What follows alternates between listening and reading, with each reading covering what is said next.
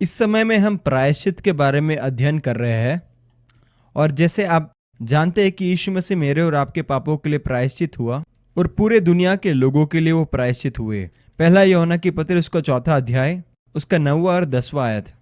इसमें ऐसा लिखा है कि जो प्रेम परमेश्वर हमसे रखता है वह इससे प्रकट हुआ कि परमेश्वर ने अपने एकलौते पुत्र को जगत में भेजा है कि हम उसके द्वारा जीवन पाए।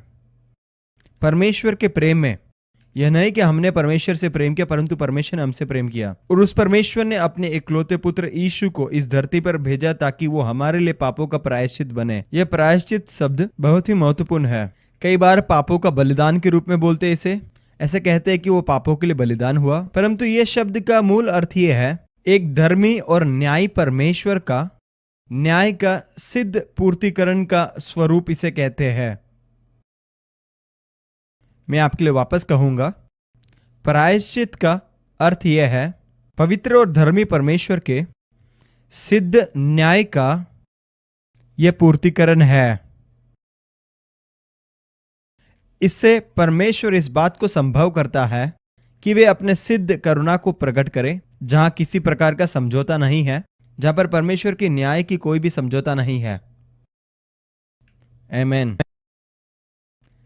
ठीक है, तो दूसरा भाग, इससे कि इस बात को संभव करे जिसे परमेश्वर संपूर्ण करुणा को प्रकट करे,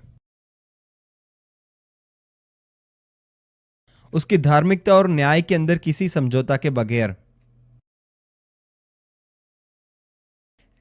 इसलिए कहते हैं कि सिद्ध न्याय का संतोषजनक भाग है एक सच्चा प्रायश्चित पवित्र और धर्मी परमेश्वर का, जिससे कि परमेश्वर खुद अपने सिद्ध करुणा को हम पर प्रकट कर पाए बिना किसी समझौता के साथ, उनका धार्मिकता और उनका न्याय। तो इसका अर्थ यह है कि जब यीशु मसीह क्रूस पर मर गए और तीसरे दिन फिर जी उठे, वे एक संपूर्ण बलिदान बन गए एक ही बार हमारे सारे पापों के लिए, पवित्र परमेश्वर के उस न्याय को संतोषजनक बनाने के लिए, एक ही बार संपूर्ण अनंत काल के लिए। मेरे साथ निकालिए इब्रानी की पत्री 9वां अध्याय। इब्रानी की पत्री 9वां अध्याय।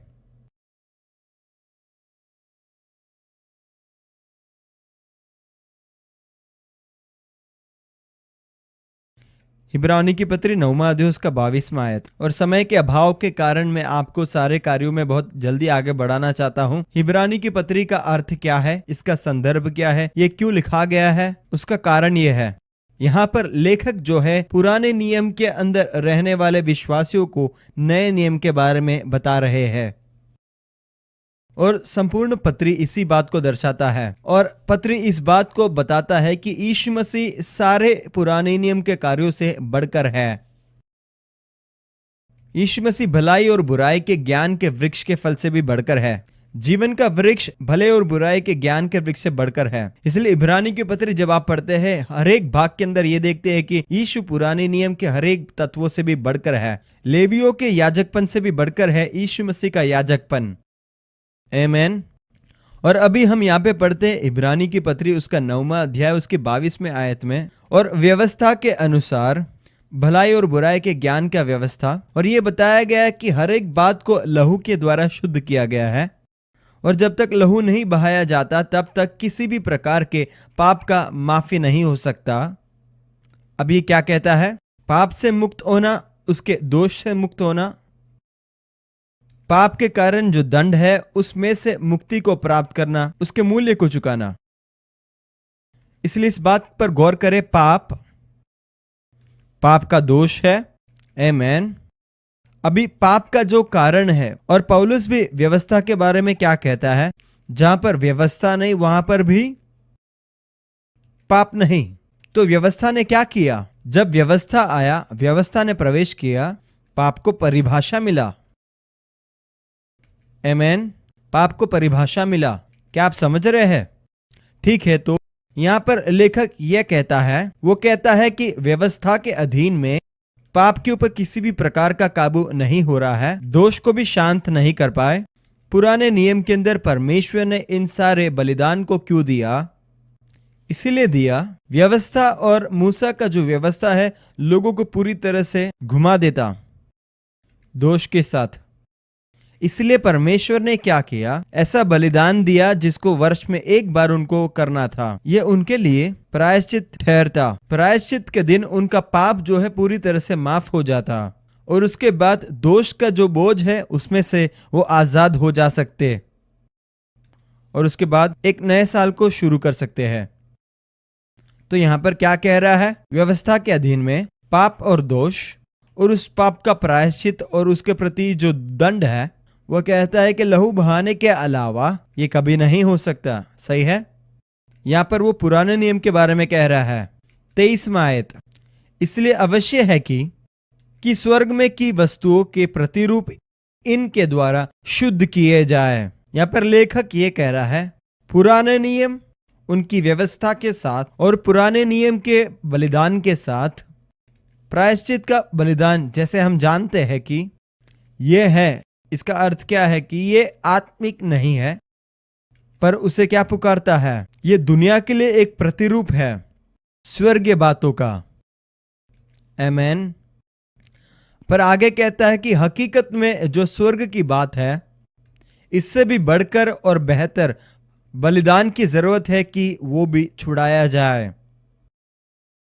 इसलिए वह कहता है कि हकीकत में जो मूल बात को अगर आपको समझना है तो फिर एक बेहतर बलिदान की जरूरत है, कुछ जानवरों के बलिदान से कुछ बढ़कर, एक भेड़ के या फिर बछड़े का। आमीन। वो यहां पर क्या कह रहा है, यहां पर इस बात को स्पष्ट कर रहा है कि यीशु मसीह का बलिदान, यीशु मसीह ने उस कलवरी पर जो अपने खून को बहाया, पुराने नियम के सारे बलिदानों से काफी बेहतर और काफी सिद्ध है।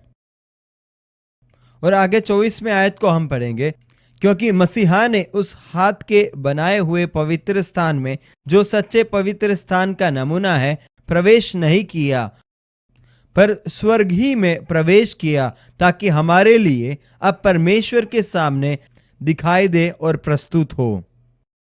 यहाँ पे हमारे लिए ये शब्द के लिए जो यूनानी शब्द उपयोग किया गया है, उसका अर्थ यह है कि यीशु मसीह आए और वो मानव बन गए और एक मानव के रूप में यीशु मसीह स्वर्ग के अति पवित्र स्थान में प्रवेश करता है। हालेलुया। और आपके प्रतिरूप में वो प्रकट हो गए। वह वहां पर मेमना बनकर नहीं गया, वो आप ही का प्रतिरूप बना। हाँ, आपका क्यों, आपका और हालेलुया। जब मैंने इस बात को पढ़ा, सच में मैं कहा, अरे बहुत बढ़िया है ये तो। इसलिए देखो वो यहाँ पर क्या कहता है, वो आया और वो प्रकट हुआ। और आगे 24वें आयत में वो वहां पर बार बार वो पवित्र स्थान में प्रवेश नहीं होता है कि अपने को बार बार प्रस्तुत करे। जिस प्रकार से एक याजक अति पवित्र स्थान में प्रवेश करता है, अपने लहू के साथ नहीं। अगर ऐसा होता तो इस दुनिया के नेव डालने के उस समय से लेकर बार बार उसे दुख उठाते रहना पड़ता। यहां पर वो क्या कह रहा है, यीशु मसीह का जो बलिदान है वो सारे बलिदानों से बेहतर और सिद्ध है, क्योंकि यीशु केवल किसी जानवर के रक्त को लेकर नहीं आया, परंतु वो एक मानव बन के आया। आपके प्रतिरूप में अपने आप को उसने परमेश्वर के सामने प्रस्तुत किया, मानो कि जैसे आप वहां पर खड़े हो। हालेलुया। आमीन। और यहां पर ऐसा ही लिखा है, मैंने कहा ये मुझे पसंद है। वो कहता है कि अगर ये तुम बार बार नहीं करेंगे, जैसे दुनिया के प्रतिरूप के स्वरूप में, इन सारे बातों का दुनिया के स्वरूप में, वो कहता है कि यीशु आता है और क्या करता है, मुझे ये पसंद है। नहीं तो फिर दुनिया की नींव डालने के उस समय से लेकर तब तक उसे वापस करना पड़ता। इसलिए वो कहता है कि ये बलिदान जो यीशु लेकर आ रहा है, ये एक ऐसा बलिदान है जो संपूर्ण तरीके से पूर्वव्यापी है और दुनिया के नींव डालने के उस समय से लेकर अब तक वो पूरी तरह से पूर्वव्यापी है। उसका अर्थ है कि जब मसीह आया और उन्होंने एक सिद्ध बलिदान को लाया, यह बलिदान केवल एक जन समुदाय के लिए नहीं, केवल आपके पापों के लिए नहीं, उन्होंने पूरे संसार के पापों को उस पर उठा लिया। इस दुनिया के नींव डालने से पहले वो पूर्वव्यापी है। ओह, सच में? ये मुझे बताता है कि हमारे प्रभु यीशु मसीह का आकार कितना महान है। वो कहता है अब इसके एम्पलीफाइड अनुवाद को मैं बहुत पसंद करता हूं। मैं अनुरोध करता हूं कि आपके बगल में जो आपके पड़ोसी बैठे हैं, आपके मित्र हो, आपके पति पत्नी जो भी हो, और कहो अभी जो है ऐसा है। मैं आपसे ये कहना चाहता हूं, पहले आपका कक्षा मुझे सुनो। पहले आपका कक्षा पसंद करे या फिर ना पसंद करे, नहीं, मैं आपको इसे दोहराने के लिए नहीं कहा। मैं आपसे ये कह रहा हूं, भले आपको ये पसंद आए या ना आए, ये कथन बदलता नहीं है। क्या आप जानना चाहते हैं कि ये कैसा होता है? इसका अर्थ है एक बार हुआ तो हमेशा के लिए हुआ। उसने एक बार, वो एक बार का जो शब्द है, 3 बार नहीं, उसने एक ही बार सबके लिए क्या? सारे लोगों के लिए, सारे समय के लिए। उसका प्रायश्चित केवल एक ही बार हुआ, सबके लिए हुआ, सब समय के लिए हुआ। समय की समाप्ति पर, युग के अंत पर, यीशु मसीह के अपने ही बलिदान के द्वारा पाप का जुआ हमेशा के लिए हटाया गया।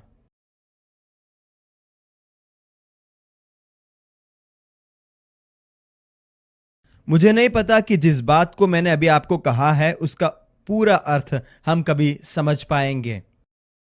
देखो, यूहन्ना जिसने बपतिस्मा दिया था, उनको ऐसा एक प्रकाशन मिला जो अभी भी कलीसिया को मिलना बहुत मुश्किल जैसा है।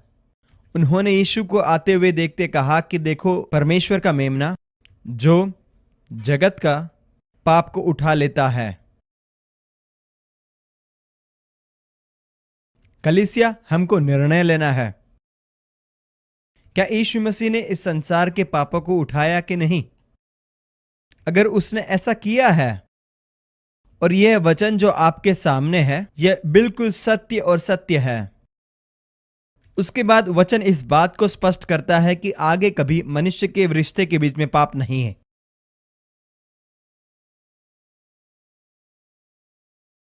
तो आप कह रहे होंगे तो अभी भी पाप ये दुनिया में है। मैं कहता हूं भयंकर है, परंतु मनुष्य और परमेश्वर के बीच में एक बाधा नहीं है।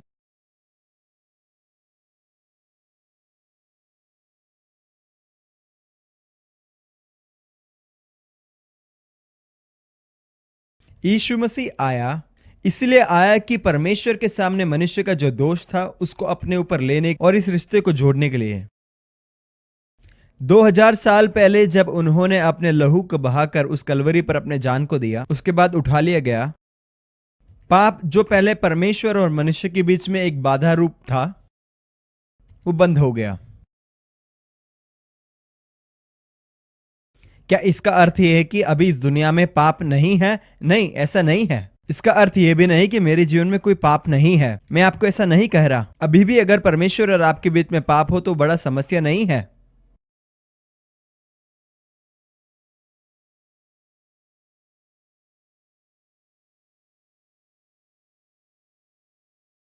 हाँ, शायद आपके लिए रिश्ते में एक बड़ा समस्या का कारण हो सकता है, और यही है समस्या। और हमारा समस्या यह है कि यह पाप और ये जो पराजय जो है हमारे मन के अंदर एक समस्या बनता है। कुलुस्सियों की पत्री 1 अध्याय, अनुरोध करता हूं कि आप भी इस वचन को मेरे साथ निकालें। कुलुस्सियों की पत्री 1 अध्याय। हे प्रभु यीशु, मेरी मदद करो।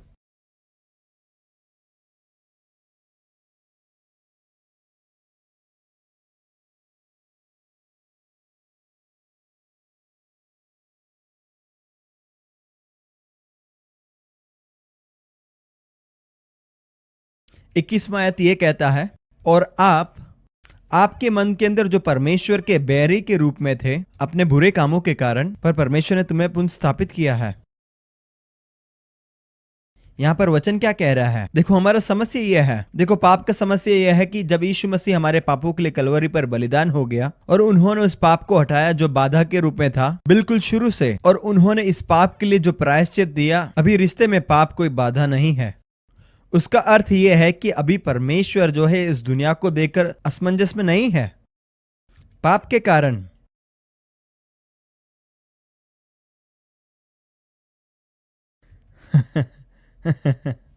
हाँ, पर समस्या एक ये है, हम परमेश्वर के बैरी बनते हैं, हम परमेश्वर से अपने आप को अलग कर देते हैं, उस रिश्ते में अलग हो जाते हैं, और परमेश्वर ने जो हमारे लिए आशीष रखा है उसमें से हम अपने आप को वंचित करते हैं। हमारे मनों में, आप इसे पढ़े, ये अलगाव कहाँ होता है? तुम्हारे मनों में होता है। क्यों?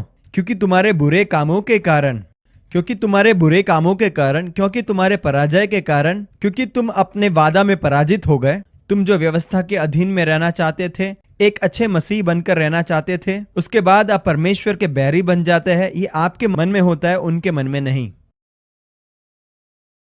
क्या आप मेरे साथ हो? और ये इसलिए क्योंकि आपका काम बुरा है। ये इसलिए है कि आप अपने बुरे कामों को देखते हैं और यीशु ने जो आपको बनाया वो आप नहीं देखते। आमीन। और यहां पर जो हम देखते हैं वो ये है, और लोग इसे समझते नहीं है। आइए हम आगे इस बात को और स्पष्ट करने के लिए 27वें आयत को पढ़ेंगे।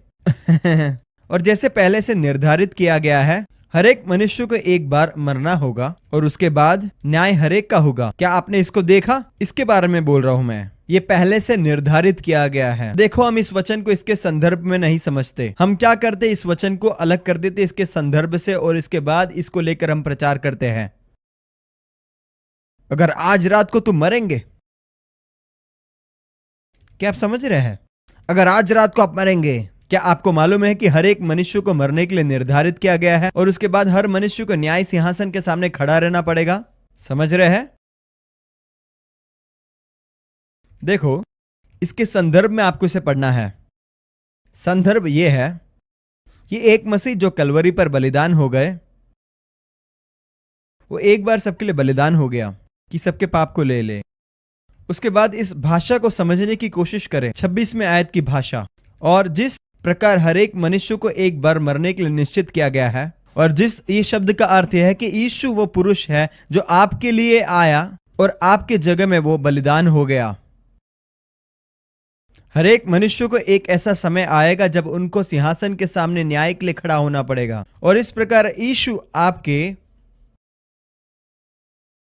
विकल्प बन के आया, एक छुड़ाने वाले के समान, और आपके ऊपर जो न्याय होना था उन्होंने अपने ऊपर ले लिया।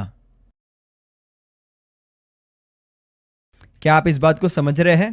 ताकि आपको वहां पर खड़ा ना रहना पड़े। हालेलुया। 28वां आयत। और फिर भी देखो, वो मसीह है जो इस प्रकार अपने आप को समर्पण किया, और उन्होंने ये पाप के सारे बोझ को अपने ऊपर ही ले लिया, कई लोगों के, एक बार और एक बार सबके लिए। और वो दूसरी बार वापस आएगा। और हम लोगों को कहते हैं कि यीशु आज रात को आएगा, तो तुम्हारा क्या होगा? यीशु अगर आज रात को आएंगे तो क्या आप तैयार हो? मेरा सवाल यह है कि यीशु आज रात को आएंगे तो वो क्या करेंगे? यहाँ पर लिखा गया है कि यीशु दूसरी बार प्रकट होगा, पाप के बोझ को उठाने के लिए नहीं, और ना ही किसी पाप का न्याय करने के लिए। Hallelujah, hallelujah. जब इस बात को मैं सुनता, मैं उत्साहित हो जाता हूँ। हालेलुया। यहाँ पर वो क्या कहता है? वो वापस आने वाला है। पर आपको इस बात को समझना है, परमेश्वर और पुत्र आगे अनंत काल में कभी भी पाप के साथ कोई व्यवहार नहीं करेंगे। पाप के साथ जो व्यवहार है वो पूरा हो गया है, वो पूरा हो गया है। हालेलुया। पर आगे कहता है कि उनको पूर्ण उद्धार में लेके आओ, जो बड़ी अपेक्षा के साथ उसके आने की बाट देखते हैं। कुलुस्सियों की पत्री 1 अध्याय उसका 13 और 14वां आयत वचन कहता है, पौलुस कहता है कि पिता ने दे दिया है, हमें उस अंधकार के अधीन में से खींचकर उस पुत्र की ओर खींच लिया है, और उसके पुत्र के प्रेम के राज्य की ओर हमें उन्होंने जगह को बदल दिया है, जिनके अंदर उनके लहू के द्वारा हमें छुटकारा है, जिसका अर्थ यह है कि हमारे सारे पापों का माफी दिया गया है। हालेलुया। यीशु पूरी तरह से हमारे पापों के लिए पूर्ण क्षमा को दिया है। किसके सामने? सिद्ध और पवित्र परमेश्वर के सामने। हमें उन्होंने आजादी को दिया है, उस आजादी को दिया है पाप, दोष और उसके भय से। हालेलुया, आमीन। परमेश्वर चाहता है कि हम दोष रहित जीवन को जिए। मेरे साथ निकाले 8वां पाठ।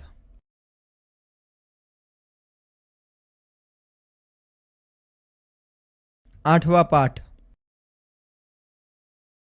आप में से कितनों को समझ में आ रहा है कि परमेश्वर ने पाप के साथ व्यवहार किया है? मैं चाहता कि मेरे पास काफी और समय होता समझाने के लिए, पर मैं आपसे कहना चाहता हूँ 2000 साल पहले परमेश्वर ने पाप के साथ व्यवहार कर दिया है, अनंत काल के लिए कर दिया है। पाप की समस्या के साथ पूर्ण व्यवहार हो चुका है और आगे के समय में पाप कोई एक समस्या नहीं है। क्या अभी पाप लोगों को नाश कर रहा है? बिल्कुल हाँ। क्या ये पाप परमेश्वर और उसके लोगों के बीच में एक बाधा है? बिल्कुल नहीं। देखो, मैं आपसे बताना चाहता हूं कि ये बात जो मैं आपको समझा रहा हूं, ये बड़ा कठिन रूप लगता है पहली बार में। जब मैंने भी इस बात को पहले सीखा, मेरे लिए बड़ा कठिन था इस बात को स्वीकार करने के लिए, क्योंकि लोग इसके बाद तुरंत कहते, अरे तो फिर मैं कुछ भी कर सकता, पाप का तो कोई असर नहीं है। नहीं, पाप आपको तबाह कर देगा। ये पाप आपको तबाह कर देगा, ये पाप आपके जीवन को तबाह कर देगा। इस बात को तुम अच्छी तरह से समझो। मैं इसको सिखाता हूं ताकि आप पाप ना करें। मेरा एक ही उद्देश्य है कि आप पाप को ना करें। आमीन। नहीं इसलिए कि आप पाप करें, पर उससे आपको दूर जाना है। कई लोगों के लिए बड़ा कठिन है। क्या आपको मालूम क्यों? क्योंकि हम चाहते कि परमेश्वर कुछ लोगों को दंड दे। वे लोग जो काम कर रहे उससे हम तंग आ गए हैं। अगर हम परमेश्वर होते तो उनको हम दंड देते। धन्यवाद हो तुम परमेश्वर नहीं हो।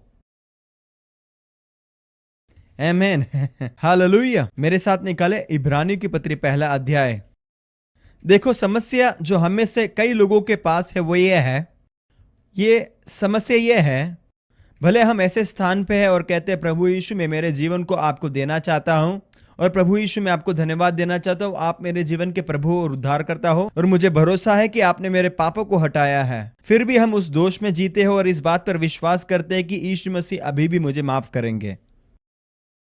हमें इसी प्रकार सिखाया जाता है। देखो, परमेश्वर ने आपको तो माफ कर दिया है, परंतु फिर भी दोष में जीते हैं। क्या आपको मालूम है यीशु मसीह का पूर्ण किया हुआ काम का सबसे अद्भुत बात यह है, और वह यह बात है कि यीशु मसीह को हमारे पापों के लिए बलिदान देने से पिता इस बात को चाहता था, केवल इतना ही नहीं कि आपके पापों से वो आपको धो दे, परंतु आपके मनोभाव में जो दोष है उसको वो हटाना चाहता है। इब्रानियों की पत्री पहला अध्याय उसके 3 आयत को देखेंगे। मेरी चाहत है कि मैं पहला 3 वचन आपके सामने पढ़ूं, पर आओ हम 3 आयत को पढ़ेंगे, क्योंकि पहले और दूसरे आयत में लेखक इस बात को कहता है कि पुराने नियम में परमेश्वर ने अपने भविष्यवक्ताओं के द्वारा हमसे बात किया है, परंतु इस युग में उन्होंने अपने पुत्र के द्वारा हमसे बात किया है। और इसके बाद 3 आयत में कहता है कि वह जो पुत्र यीशु है वो परमेश्वर की महिमा का संपूर्ण रूप और प्रतिरूप है। और वचन यह कहता है कि जो दिव्य प्रकाश परमेश्वर की ओर से आता है और वो परमेश्वर के सिद्ध स्वभाव का पूरा रूप और छाप है, जो अपने शब्द के अद्भुत सामर्थ्य के द्वारा पूरे भूमंडल को संभालता है और आगे बढ़ाता है।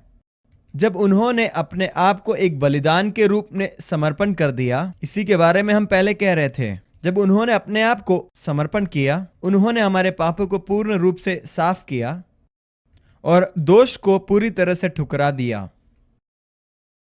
यहां पर क्या कह रहा है? जब यीशु मसीह आए और अपने जीवन को बलिदान के रूप में समर्पण कर दिया, उन्होंने केवल हमारे पापों को धोकर शुद्ध किया, इतना ही नहीं, और इसलिए पाप रिश्ते में कोई बाधा नहीं है। इस बात को समझे। वो आगे ये कहता है, हमारे अंदर से उस दोष को भी ठुकरा दिया है। ओह हालेलुया, धन्यवाद यीशु, ये अद्भुत है। उस दोष को ठुकरा दिया। अभी मेरे साथ निकाले इब्रानी के पत्री 10वां अध्याय। हम उस बात को आगे बढ़ाएंगे जिसे हमने इब्रानी के पत्री 9वें अध्याय में छोड़ा था, उसका 28वां आयत। अब हम पढ़ेंगे इब्रानी के पत्री 10वां अध्याय, उसका पहला आयत। देखो, मैं अभी आपके सामने वचन पढ़कर समझाने जा रहा हूं। इस बात को आप याद रखें कि जो विचार को हमने छोड़ा था वही विचार का आगे का भाग है। ये यीशु के बलिदान ने पाप के साथ व्यवहार किया। यीशु मसीह परमेश्वर का वह मेमना है जो पापों को ले लेता है। ये पाप ढाप नहीं रहे। पुराने नियम में प्रायश्चित का जो शब्द है वो ढापने को दर्शाता था। पाप एक समस्या था, परंतु उसे ढाप दिया गया। यीशु ने केवल उसे प्रायश्चित नहीं किया, परंतु उन्होंने उसे पूरी तरह से ले लिया, उसे हटा दिया, एक समस्या के रूप में जो था। हालेलुया, आमीन। पहला आयत ये कहता है क्योंकि व्यवस्था जिसमें आने वाली अच्छी वस्तुओं का प्रतिबिंब है, पर उनका असली स्वरूप नहीं। इसलिए उन एक ही प्रकार के बलिदान के द्वारा जो प्रति वर्ष अचूक चढ़ाए जाते हैं, पास आने वालों को कदापि सिद्ध नहीं कर सकती। आमीन। देखो, इस बात को ध्यान से गौर करें कि लेखक यहां पर क्या कहता है। ये पुराने नियम की व्यवस्था, स्वयं धार्मिकता, भले बुरे की व्यवस्था, यह सब केवल आने वाले वस्तु की प्रतिबिंब है जो असली रूप आने वाला है उसका। और आगे लिखा गया कि इस बात को रखने से स्वयं धार्मिकता और व्यवस्था के आधार पर परमेश्वर के साथ एक रिश्ता बनाने की कोशिश, वो कहता है कि कोई भी व्यक्ति, कोई भी आराधक कभी सिद्ध नहीं बन सकता। परमेश्वर का मापदंड हमेशा सिद्ध है, वो परमेश्वर का मापदंड है। और इसको यहां पर इस प्रकार सिद्ध किया गया। यहां पर जो शब्द सिद्ध का उपयोग किया गया है, यह बहुत ही महत्वपूर्ण है। यह आपके स्वभाव की सिद्धता को नहीं दर्शाता है, पर वह इस बात को बताता है, यह सिद्धता संपूर्णता, पुनर्स्थापना और शांति के रूप को दर्शाता है, जिसका अर्थ संपूर्णता है। सिद्ध निष्कलंकता में संपूर्णता को दर्शाता है। परमेश्वर के सामने संपूर्ण रूप में निष्कलंक ठहरना। परमेश्वर के नजरों के सामने कभी भी व्यवस्था के आधार पर कोई भी निष्कलंक नहीं बन सकता। आमीन। दूसरी आयत को गौर करें। अगर ऐसा नहीं होता तो यहाँ पे इस पत्री का लेखक जो है अपने पाठकों के साथ संवाद कर रहा है। वह कहता है, व्यवस्था के रखने से कोई भी व्यक्ति संपूर्ण निष्कलंक नहीं बन सकता। पर अगर ऐसा होता तो, मान लो कि ऐसा होता, क्या जो बलिदान को लोग चढ़ाते थे वो बंद नहीं हो जाता?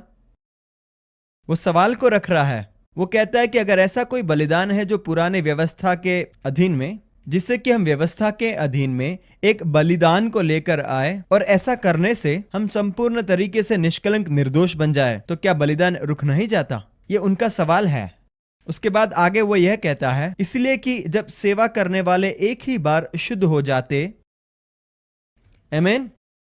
वो आगे ये कहता है, तो आगे फिर उनका, मैं आपको इस बात को और स्पष्ट करना चाहता हूं क्योंकि ये बहुत ही महत्वपूर्ण है। वो कहता है कि अगर ऐसा एक बलिदान होता तो पुराने नियम के अधीन में, जो आपको पूर्ण तरीके से निर्दोष बनाता, तो फिर हम बलिदान को चढ़ाना बंद करते। उसके बाद ध्यान दे कि वो क्या कहता है, तो उनके आगे के जीवन में कभी दोष नहीं होता या फिर पाप का कोई भावना। वो क्या कह रहा है? इस बात को कह रहा है कि अगर वो ऐसा कोई बलिदान करते जो आपको परमेश्वर के सामने संपूर्ण निर्दोष बनाता, तो फिर हम बलिदान को करना बंद कर देते, क्योंकि फिर उसके बाद बलिदान की जरूरत ही नहीं। सही है ना? और इन सारे बातों का फल क्या होता? यीशु मसीह कलवरी पर हमारे लिए बलिदान हो गए, उसका फल क्या होता? कि हमारा पाप उठा लिया जाए, हम दोषी न ठहराए और पाप का भावना ना रहे। क्या आप पाप की चेतना के विषय में समझ रहे हैं? जिसका अर्थ है पाप का कोई भी चेतना नहीं है। मैं कई बार जब इस विषय के बारे में सोचता हूं, मैं सोचता हूं कि क्या मैं इसको कभी समझ पाऊंगा। देखो, वो आगे ये कहता है, जब हम इन बलिदानों के विषय में बात करते हैं, हर साल जब एक व्यक्ति इन बलिदान को लेकर मंदिर में आता था, वह अपने पापों को याद करता है जिसका उसे प्रायश्चित चढ़ाना है, क्योंकि मेमना और बैल के लहू से पाप का प्रायश्चित होता था। इसी कारण वह जगत में आते समय कहता है कि बलिदान और भेंट तूने न चाही, पर मेरे लिए एक देह को तैयार किया है। होम बलियों और पाप बलियों से तू प्रसन्न नहीं हुआ। तब मैंने कहा, देख, मैं आ गया हूं। पवित्र शास्त्र में मेरे विषय में लिखा हुआ है, ताकि हे परमेश्वर तेरी इच्छा पूरी करूं। ऊपर तो वह कहता है कि न तूने बलिदान और भेंट और होम बलियों और पाप बलियों को चाहा और उनसे प्रसन्न हुआ। यद्यपि ये बलिदान तो व्यवस्था के अनुसार चढ़ाए जाते हैं। फिर यह भी कहता है कि देख, मैं आ गया हूं ताकि तेरी इच्छा को पूरी करूं। निदान वो पहले को उठा देता है ताकि दूसरे को नियुक्त करे। तो ये वचन हमें इस बात को स्पष्ट तरीके से समझाता है कि जब यीशु मसीह इस धरती पर मनुष्य के लिए आए, परमेश्वर ने बलिदान के लिए एक शरीर को तैयार किया। और उसके बाद वचन ये बात को स्पष्ट करता है कि इस बलिदान को लाने के बाद परमेश्वर ने पुराने सारे व्यवस्था को स्पष्टीकरण करके बताया, ऐसा एक तरीका जिससे कि पाप के छुटकारे के लिए एक समाधान को पाए। और इस प्रकार से वचन और भी स्पष्ट बताता है कि परमेश्वर ने ये बलिदान की प्रणाली को समाप्ति की ओर लेकर आया, आमीन, जिससे कि यीशु मसीह के ये आगमन से एक नई व्यवस्था का उद्घाटन हो, और इसे हम कहते हैं नया नियम या नया वाचा। और परमेश्वर की उस इच्छा के अनुसार और इस प्रकार परमेश्वर की इच्छा के द्वारा हम पूर्ण पवित्र बनाए गए। क्या आप समझ रहे हैं? हमें पवित्र किया, अलग किया उस एक समय के बलिदान के द्वारा, और सबके लिए यीशु के देह के जो सहभागी है, जो अभिषिक्त है। आगे देखते हैं, हर एक मनुष्य याजक जो खड़ा रहता है सेवकाई की वेदी के सामने, पुराने नियम के अंदर हर एक याजक क्यों खड़ा रहता है? क्योंकि ये हम जानते हैं कि मंदिर के अंदर बैठने का कोई स्थान नहीं है, मंदिर में बैठने के लिए कोई कुर्सी नहीं है, बैठने का कोई जगह नहीं है। क्यों? उसका कारण यह है कि पुराने नियम के जो याजक है उनका काम कभी खत्म नहीं होता है, आमीन। उसके बाद आगे ये कहता है कि मनुष्य रूप में ये याजक जो है हर बार हर समय जो है इस बलिदान को बारंबार दोहराता रहता है, जो हमारे इर्द गिर्द जो पाप का जो कवच है उसको कभी भी पूर्ण रीति से हटा नहीं सकता है। परंतु ये जो एक मसीहा है, उनके एक ही बलिदान के समर्पण के द्वारा जो पाप के लिए हुआ, जो हर एक युग के लोगों के लिए है, उसके पश्चात वो परमेश्वर के दाहिनी ओर जाकर बैठ गए। वहां पर वो क्यों बैठ गए?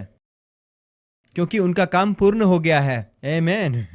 और उसी समय से इस बात की बाट जो रहे है कि उसके बैरी उसके पांवों के नीचे पीढ़ी बने। और एक ही बलिदान के द्वारा 16वें आयत में लिखा है कि एक ही बलिदान के द्वारा, एक ही दान के द्वारा उन्होंने एक ही बार के बलिदान के द्वारा पाप से धोकर संपूर्ण तरीके से शुद्ध और सिद्ध किया। क्या आप समझ रहे हैं? पवित्र कर कर हमें अलग किया। और किसे पवित्र किया? ऊपर हमने पढ़ा कि मुझे और आपको पवित्र किया, हमें पवित्र किया। तो वचन क्या कहता है कि यीशु मसीह के एक बलिदान के द्वारा अनंत काल के लिए उन्होंने हमेशा के लिए हमें निर्दोष बनाया है परमेश्वर के सामने। अभी आगे देखेंगे, परमेश्वर ने हमें यहां पर ऊंचाई में रखा है, क्योंकि पहले 2 आयत के अंदर इस बात को स्पष्ट कहा गया है, अगर ऐसा कोई बलिदान है जो आपको सिद्ध बना सकता है तो फिर उसका परिणाम क्या होना चाहिए? अब कोई दोष नहीं है और ना ही पाप की कोई चेतना बचा है। आप समझ रहे हैं ना?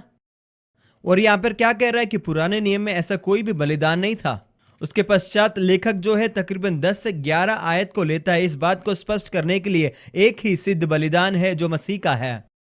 अगर ये सत्य है जो मैं और आप विश्वास करते हैं, अगर मैं और आप विश्वास करते कि मसीह ने हमारे लिए क्या किया है, तो फिर हमारे अंदर कोई भी दोष का भावना नहीं होना चाहिए। इसलिए आगे कभी भी जीवन में आपको पाप का कोई चेतना नहीं रहना चाहिए। आप कह रहे होंगे कि इस बातों को तो मुझे किसी ने सिखाया नहीं, पर अगर मसीह ने जो किया उस पर पूर्ण विश्वास आप करते हो, तो आपके जीवन में जो पाप का समस्या था अभी परमेश्वर और आपके रिश्ते के बीच में आगे कभी नहीं रहेगा।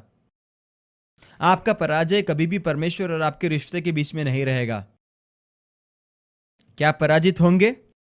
जिस प्रकार सूर्य अपने समय पर आता है उसी प्रकार कई बार हमारे जीवन में पराजित भी आता है। शायद इस जगह को छोड़ने से पहले भी आपका पराजय हो सकता है, परंतु आपके और परमेश्वर के रिश्ते के बीच में ये एक बाधा रूप नहीं रहेगा। कई बार इस बात को हम समझने के लिए बड़े असमंजस में पड़ जाते हैं, फिर समझ ही नहीं पाते हैं। चलो हम आगे बढ़ेंगे, क्या ठीक है? आमीन। और 14वें आयत में लिखा गया कि क्योंकि उसने एक ही चढ़ावे के द्वारा उन्हें जो पवित्र किए जाते हैं सर्वदा के लिए सिद्ध कर दिया है। और पवित्र आत्मा भी हमें यही गवाही देती है, क्योंकि उसने पहले कहा था 16वें आयत में कि प्रभु कहता है कि अगर आप यीशु मसीह के कार्य पर भरोसा करते हैं और आप विश्वास करते कि उसने आपके पापों को ले लिया है, तो आपके मन में अभी पाप का चेतना नहीं रहना चाहिए और जीवन में दोष की भावना नहीं रहना चाहिए। अभी इस बात को देखें, वचन कहता है कि पवित्र आत्मा भी हमें यही गवाही देती है और यही एक वाचा है। वो नियम या फिर जो वाचा है, मैं उन दिनों के बाद उनसे बांधूंगा, ये परमेश्वर की वाणी है। वह यह है कि मैं अपनी व्यवस्थाओं को उनके हृदय पर लिखूंगा और उनके विवेक में डालूंगा। और उसके बाद वो वचन में यह कहता है कि फिर वह यह कहता है कि मैं उनके पापों को और उनके अधर्म के कामों को फिर कभी स्मरण ना करूंगा। क्या आप देख रहे हैं किस प्रकार ये बात आगे बढ़ रहा है? आपको पाप की चेतना में जीना नहीं है, आपको पाप के दोष के अंदर जीना नहीं है, क्योंकि परमेश्वर उस बातों को भूल गया है और याद नहीं करता। आमीन। वह आपके पापों को याद नहीं करता, कुछ भी नहीं। आपको आपके पापों के बारे में परमेश्वर के सामने पश्चाताप करना है। आप ये कहना चाहते कि आप उस बात को परमेश्वर को याद दिलाना चाहते जो परमेश्वर याद नहीं करना चाहता।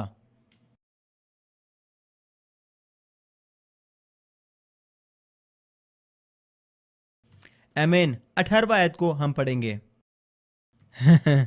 और पाप का जो दंड है उसकी जगह में परमेश्वर ने जो पुनर्स्थापना का ये कार्य को रखा है, और ये आज्ञा का उल्लंघन और पाप के लिए, ये पाप का प्रायश्चित के लिए अभी कोई भी बलिदान बचा नहीं है।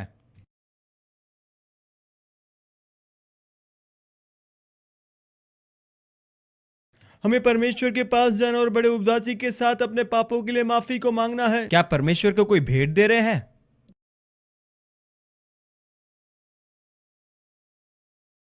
मुझे मालूम है ये बड़ा क्रांतिकारी विचार है। पहला यूहन्ना की पत्री पहला अध्याय का 9वां आयत। पहला यूहन्ना की पत्री पहला अध्याय का 9वां आयत क्या कहता है? समय के अभाव के कारण मैं आपको बताना चाहता हूँ, ये वचन में यूहन्ना ये कहना चाहता है। पहला यूहन्ना पहला अध्याय का 9वां आयत, पहला यूहन्ना की पत्री पहला अध्याय के अंदर यूहन्ना जो है उस कलीसिया को लिख रहा है जिसके विश्वासी जो है नॉस्टिक समुदाय के शिक्षण के अधीन में थे। और नॉस्टिक ये विश्वास करते कि पाप है ही नहीं, इसलिए जो व्यक्ति कहता है कि मेरे में पाप नहीं, वो झूठा है। और कहता है कि अगर तुम अंगीकार करोगे परमेश्वर विश्वास योग्य है। जब आप यीशु मसीह के पास आते और उसे प्रभु और अपने उद्धारकर्ता के रूप में स्वीकार करते हैं, वो आपके सारे अधार्मिकता को धो देता है, समाप्त हो गया है। आमीन, हालेलुया। 19वें आयत को हम पढ़ेंगे। सो हे भाइयों, जबकि हमें यीशु के लहू के द्वारा उस नए और जीवते मार्ग से पवित्र स्थान में प्रवेश करने का हियाव हो गया है, और वो भी यीशु के लहू के सामर्थ्य के द्वारा, और इस नए परमेश्वर के द्वारा स्थापित व्यवस्था के द्वारा जिसे परमेश्वर ने शुरू किया और समर्पण किया। क्या यह सही है? मेरा बाइबल इधर बहुत धुंधला है। जो उसने पर्दे अर्थात अपने शरीर में से होकर हमारे लिए अभिषेक किया है और अति पवित्र स्थान में प्रवेश किया, और इसीलिए कि हमारा ऐसा महान याजक है जो परमेश्वर के घर का अधिकारी है, तो आओ हम सच्चे मन और पूरे विश्वास के साथ और विवेक को दोष दूर करने के लिए हृदय पर छिड़काव लेकर और देह को शुद्ध जल से धुलवा कर परमेश्वर के समीप में जाए। और यहाँ पर हमें परमेश्वर के संपूर्ण कार्य के ऊपर पूरी तरह से भरोसा करना है, हमारे दिलों के साथ छिड़काव करते हुए, समझे, और विवेक को दोष दूर करने के लिए और देह को शुद्ध जल से धुलवा कर परमेश्वर के समीप में जाए। यहाँ पर वो क्या कह रहा है? अगर हम इस सच्चाई को लेंगे और इस पर विश्वास करेंगे, मैं आपसे कहना चाहता हूं कि हम प्रभु के पास आ सकते हैं अपने संपूर्ण विश्वास यीशु के उस बलिदान के ऊपर, उस प्रायश्चित के ऊपर रखकर आ सकते हैं। हाँ, हम उस प्रभु के पास आ सकते हैं, और इस प्रकार हम आ सकते हैं और हमारी चेतना में उसके लहू का छिड़काव कर सकते हैं। और यहाँ पर दोष को जो दुष्ट चेतना के रूप में बताया गया है,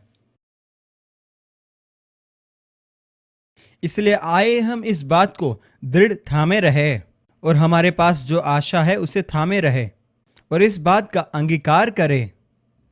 मैं एक और बार आपको इस बात को पढ़कर सुनाना चाहता हूँ, बड़ी ध्यान से इसे सुने।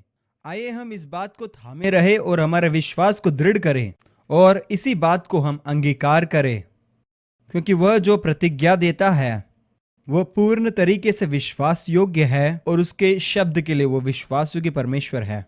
ओ, यहाँ पर लेखक क्या कहना चाहता है? तुम तुम्हारे चेतना को पूर्ण तरीके से धो सकते हैं, और ये पाप की जो चेतना है, क्योंकि जिसने ये कहा है, जिसने किया है, वो विश्वास योग्य है और वह आपको संभालेगा। आमीन। मैं आपसे कुछ कहना चाहता हूं। जब इस सेक्शन के अंतिम भाग में अभी हम आते हैं, और सच में मैंने इसको पूरा अभी तक नहीं किया है, देखो, और यहाँ पर वचन हमें क्या सिखाना चाहता है? इब्रानी की पत्री 9वां अध्याय 9 से लेकर 14 तक ये बता रहा है कि जब हम परमेश्वर की सेवा करते हैं, ये मैं आपसे कहना चाहता हूं, ये असंभव है। हाँ, ये किसी भी मनुष्य के लिए पूर्ण तरीके से असंभव है कि वह सेवा करे, परमेश्वर की और प्रभु यीशु के पीछे चले एक दोष की चेतना के साथ।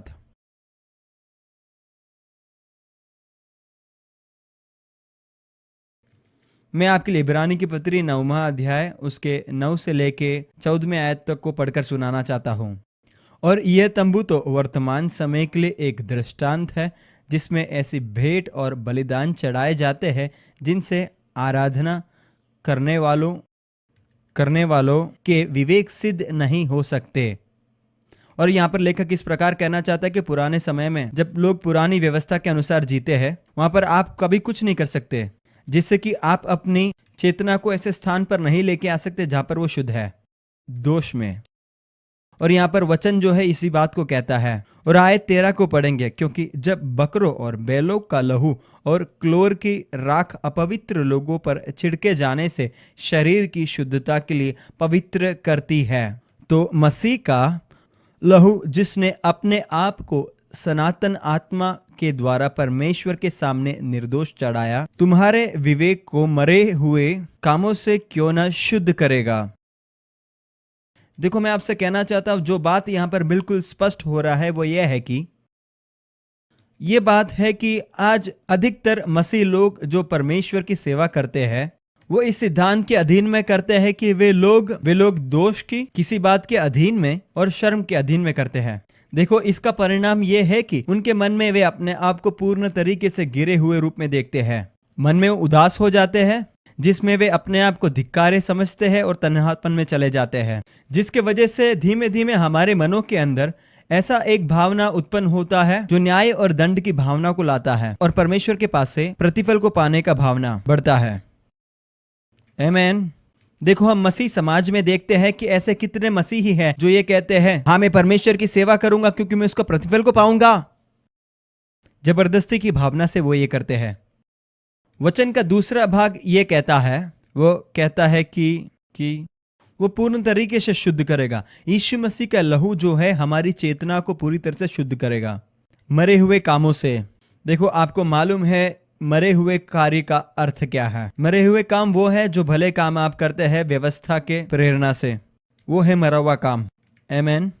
वो कहता है तुम्हारी चेतना को पूरी तरह से शुद्ध कर देता है, जिससे कि आप परमेश्वर की सेवा कर सकते हैं। आमीन। मैं आपसे कहता हूं, कोई भी परमेश्वर की सेवा नहीं कर सकते और प्रभु यीशु के पीछे नहीं जा सकता, इससे कि पहले वे अपने जीवन में दोष से पूरे मुक्त हो जाए। हालेलुया। मैं मत्ती रचित सुसमाचार उसके 11वें अध्याय के साथ समाप्त करना चाहता हूं। हकीकत में